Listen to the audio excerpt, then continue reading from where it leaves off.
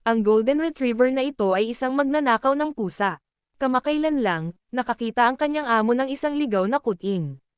Pero dahil mayroon na siyang sariling pusa sa bahay, ibinigay niya ang kuting sa isang kaibigan. Pero sa hindi inaasahang pangyayari, habang abala ang lahat, palihim na gumawa ng desisyon ang Golden Retriever.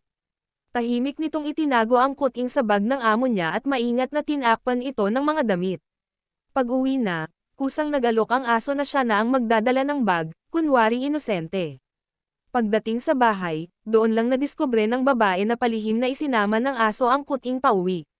Tumingin ito sa kanya na parang nakikiusap na huwag ibalik ang kuting. Wala siyang nagawa kundi ang pumayag. Simula noon, ang Golden Retriever ay naging full-time yaya ng kuting.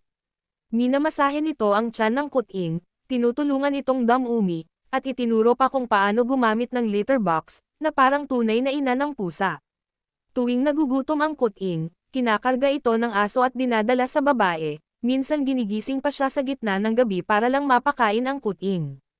Pagod na ang babae, pero itong Golden Retriever na may pusong ginto, isang like lang ang nakuha.